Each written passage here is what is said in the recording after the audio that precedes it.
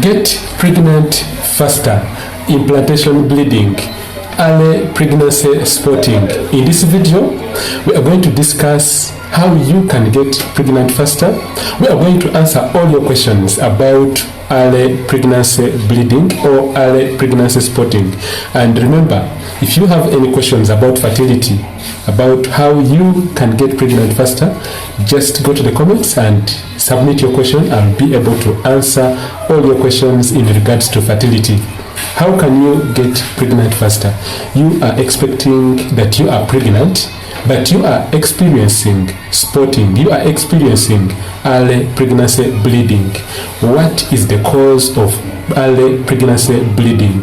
Gerald, Massa, the health educator, are the names of the channel, and on this channel we do create awareness about fertility and reproductive health. So when you experience bleeding in early pregnancy, you've done the urine pregnancy test and it is positive, and you are actually seeing little drops of blood on your knickers, and you are asking yourself, are you experiencing a miscarriage, pregnancy loss, or what is really causing this? We are going to discuss everything about early pregnancy bleeding. Remember, when fertilization takes place, fertilization is when the male sperm meets with the female egg. When they do meet and then they fuse and then they join, there's going to be changes that are going to take place. The first change is that there's going to be an egg which is fertilized. It's going to actually form what we call a morula, and then this is a round ball-like structure which will roll through your fallopian tubes, and then it will go, and then it will attach itself onto the wall of your uterus. The attachment of a fertilized egg onto the side and onto the wall of your uterus is what we call implantation. Now, when this implantation or digging or burrowing or attachment of this fertilized egg is taking place on the wall of your uterus, there's going to be rupture of the blood vessels. There's going to be rupture of the blood vessels. In our local language, we call it okwabika, okwemisua. There's going to be rupture of these blood vessels as the fertilized egg is digging deep. Just imagine you've planted a seed into the soil, and then this seed is germinating, it is growing.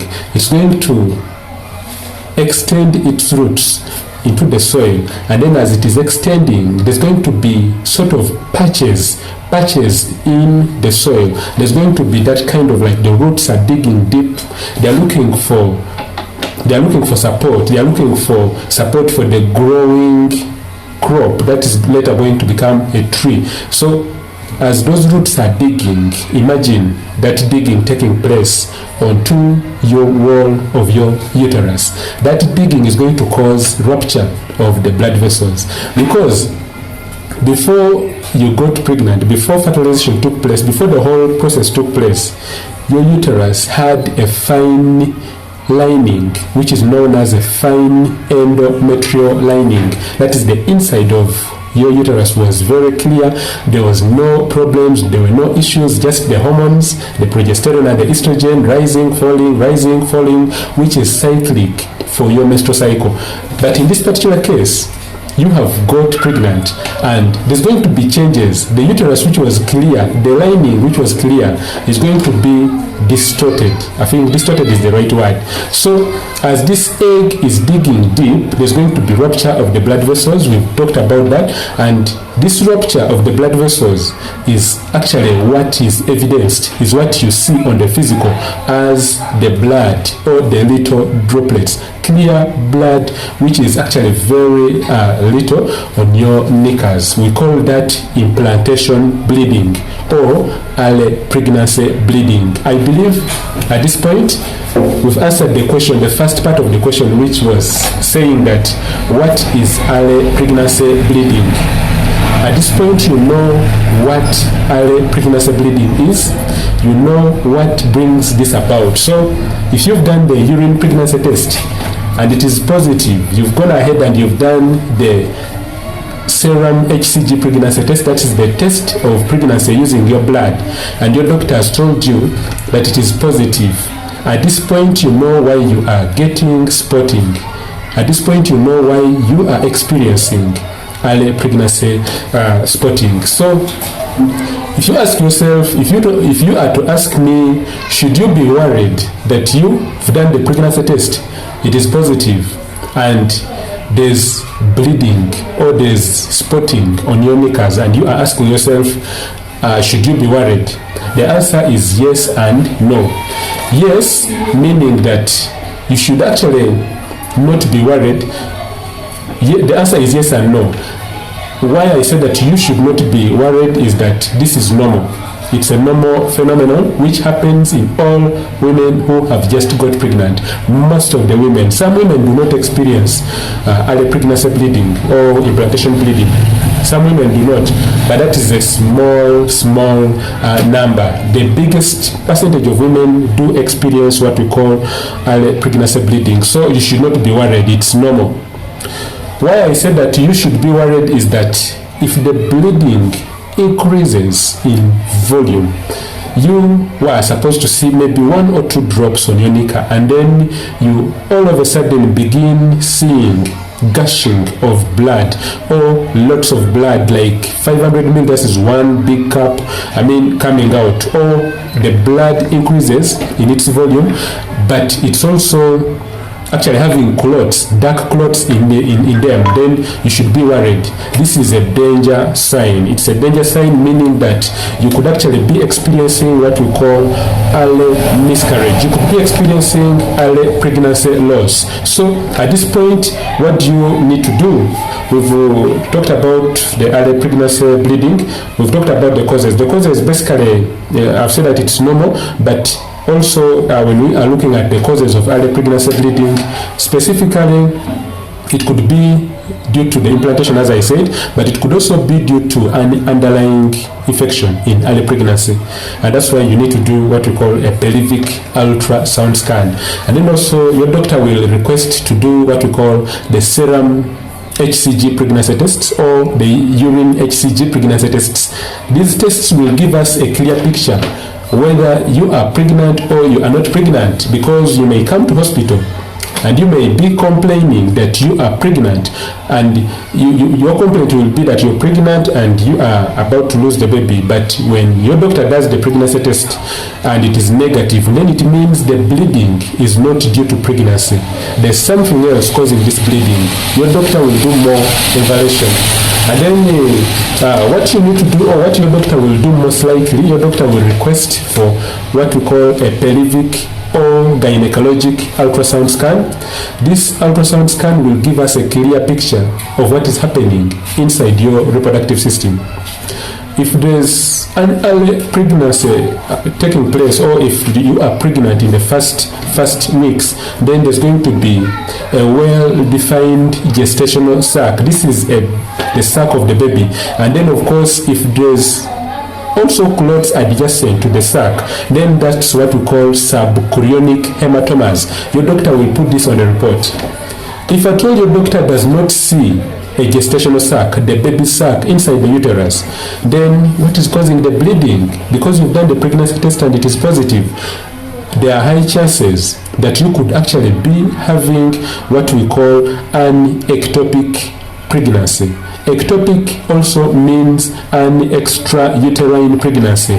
Pregnancy outside the uterus. You are expecting to be pregnant with a baby inside the uterus, but the baby is outside the uterus. Ectopic pregnancy. Very dangerous. So if you do the pelvic ultrasound scan and it shows, your doctor tells you that you are having what we call an ectopic pregnancy, then there are high chances that actually you may not be discharged immediately. Your doctor will take you up, admit you, and then do more tests on you, and then of course prompt prompt management will be given, whereby most likely your doctor may do an operation or a procedure which is also known as a salpingectomy, whereby the tube will be actually opened up and then washing will be done in the theater and then management will be given by your doctor. Thank you for watching today's video. I believe at this point you've understood something about early pregnancy bleeding. If you do have any questions, kindly ask me all your questions, and then remember to donate towards our work so that we reach more people with this type of information. Donate whatever amount you can. Thanks a lot, my friend, and let me see you in tomorrow's video. Have yourself a great day and bye bye.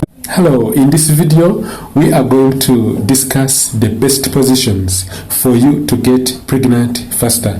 Have you been trying to get pregnant and you are asking yourself what are the best positions for you to get pregnant faster? Gerald, Massa, the health educator are the names of the channel, and remember, if it's your first time on our channel, subscribe so that you do not miss new videos we release every day about fertility and reproductive health. So you are trying to get pregnant and you are asking yourself what is the best position. According to law, the best position for you to get pregnant is that position which enables the position, or that position which enables close proximity.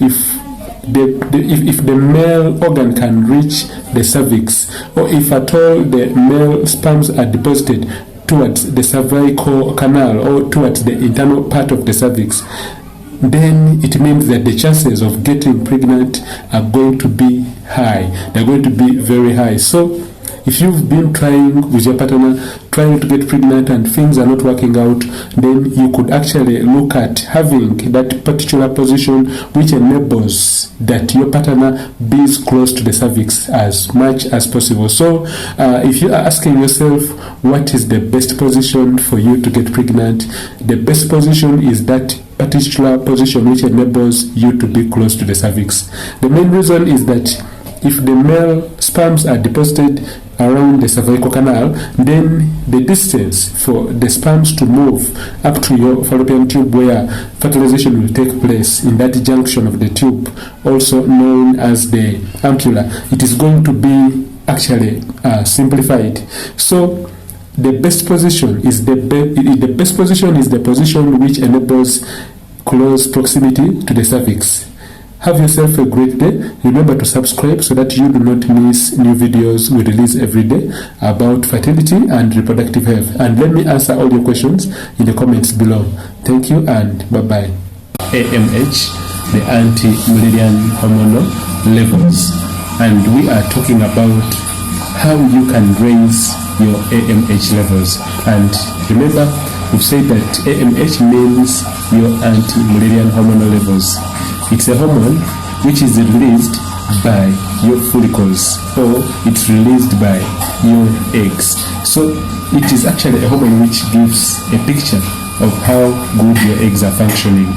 So we are talking about how you can increase your AMH levels naturally, and we've talked about eating foods that are rich in vitamin D, but also it is very important to know that you actually need to eat foods that are high or that are rich in folate. Folate-rich foods, for example, liver, they are really so good in helping raise your AMH levels. If you cannot access this, you can actually opt for supplements of folic acid. And then also you should eat plenty of fruits. For example, tomatoes, they are really so good in helping increase your AMH levels. You should also look at other methods, for example, doing exercises. How can you increase your AMH levels? You simply need to do these simple things we've talked about, and you will be able to increase your AMH levels. Let me answer all your questions down below in the comments, and have yourself a great day. Let me see you in tomorrow's video. Thank you and bye-bye. You've been asking yourself, can you get pregnant when you have low AMH levels? In this video today, we are going to answer this question. First of all, the anti-Mullerian hormonal levels play a very key factor in helping you get pregnant. Now you are asking yourself, can you get pregnant even if you have low AMH levels? The normal AMH levels, the normal anti-Mullerian hormonal levels in your blood, you as a woman trying to get pregnant, the normal is supposed to be at least 2 up to 6 Ng per mil. That is the normal range of AMH levels. If at all you are trying to get pregnant and your AMH levels are very low, maybe you are in 0 point something, 0.1, 0.2, this means that your AMH levels are really very low. The question is, can you get pregnant even if you have low AMH levels? The answer is yes, you can get pregnant even if you have low AMH levels, but it is very, very important for you to have a thorough evaluation being done by your doctor so that they can establish exactly what has been preventing you from getting pregnant. There are many causes, there are many reasons why you may be having difficulties getting pregnant. Age could be one of the reasons why you are not getting pregnant. Maybe you are in your 40s. Women who are in their 40s, they do get pregnant, but they may need assistance of the specialist. So if you have been trying to get pregnant, you've done all the tests and really everything seems to be normal, it's high time you checked for your AMH levels.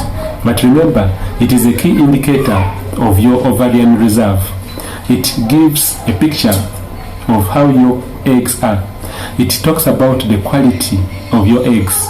You might have done an ultrasound scan, and the scan has shown that you actually have good ovarian reserves. Your follicles are really very good. They are of normal diameter.